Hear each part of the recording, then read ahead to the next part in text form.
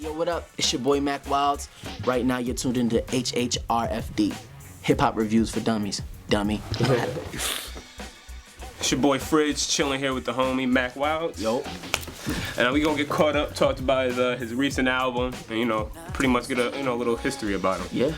All right, now, even though I know you're known from The Wire and stuff like that, what came first? Was it music or was it acting? And since acting blew off, you took that route? It was music. I was, my dad sings, my sisters sing, my brother raps. Okay. I've been around music my entire life. Okay. My grandfather sing. The line just goes. It's crazy.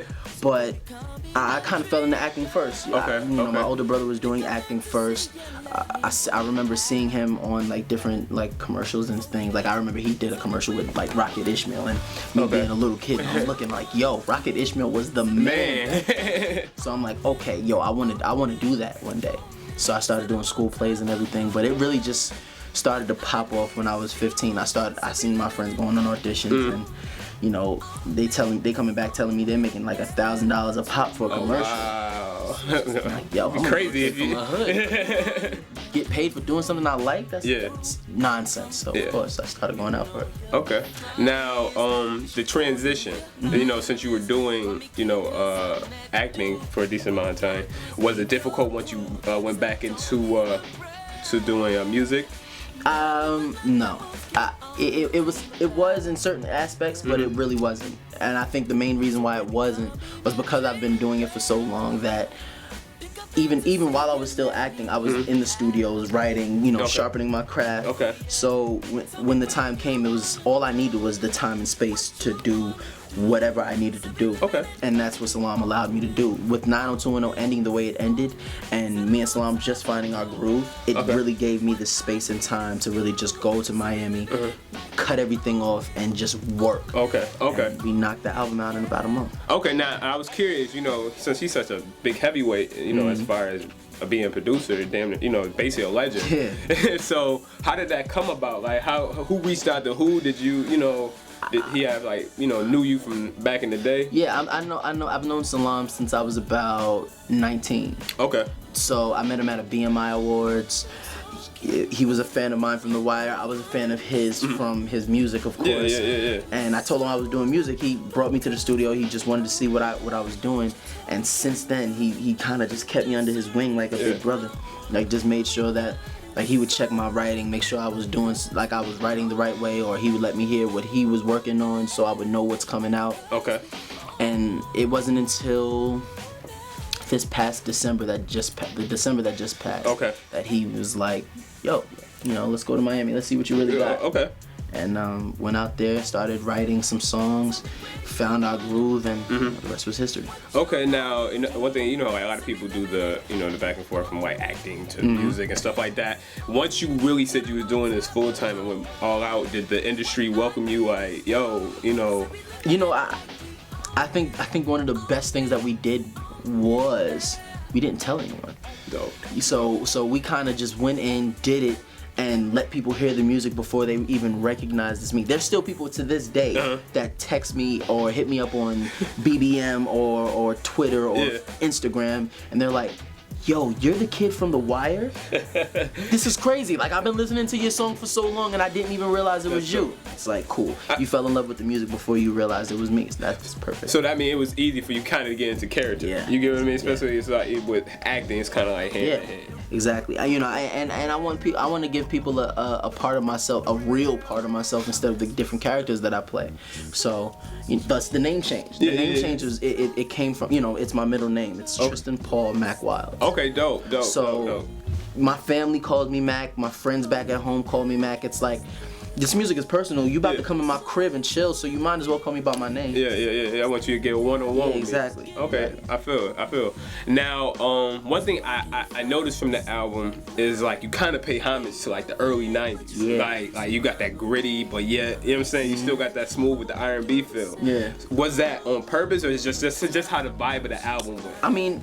It was a little bit of both. Of course, it was purposely done, you know, getting the people that we got, freaking Salaam, Pete Rock, DJ Premier, Havoc, James Poyser, Bank Dog, you know, having the production the way that we had it, we knew exactly what we were doing, but it wasn't necessarily to pay homage to the time of the 90s. It was to pay homage to the golden age of hip-hop, which is when New York had the crown. It was reigning king. That was when the sound of New York was made. So it was more so just an homage to the sound of New York rather than the 90s. Okay. Do you feel like with this, it's going to kind of like solidify that New York still has, you know, the potential to make the music and, you know, hold hip-hop? Absolutely.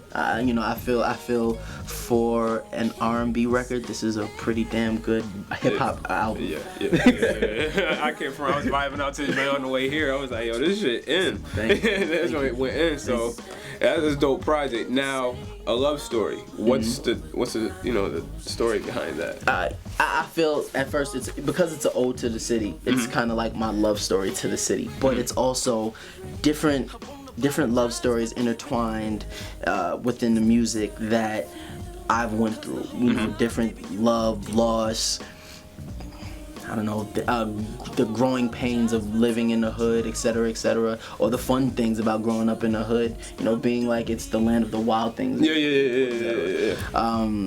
So it was just.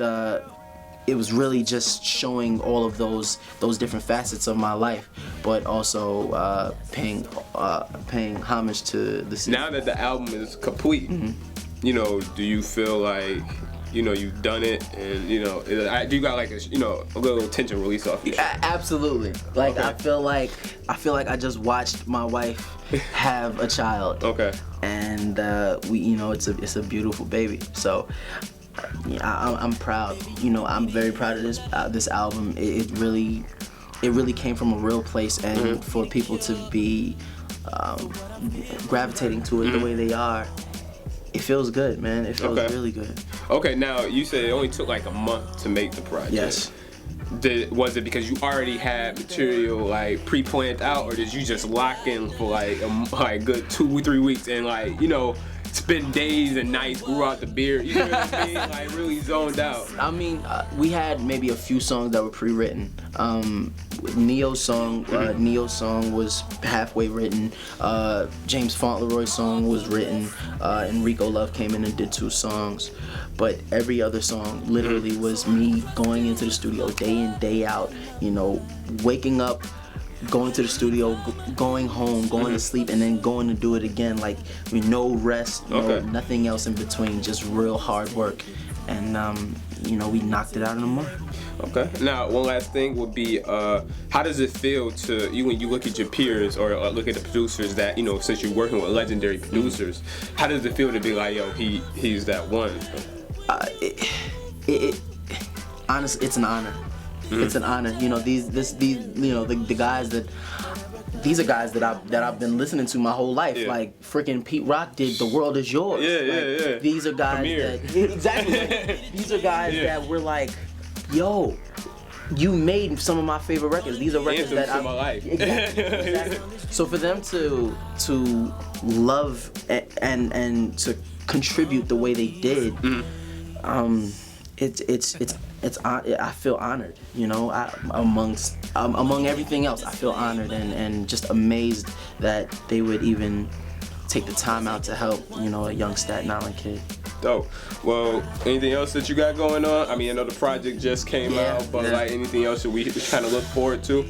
Just more music. Okay. Probably jump on a few features soon. You might see that. You know, maybe some touring. I'm probably gonna do some touring, you know, in the next couple months, and you know, just more music, more feeling, more creativity, just goodness. All right, dope. Well, it's Fridge from HHRD, chilling with my man Mack Wilds. We out.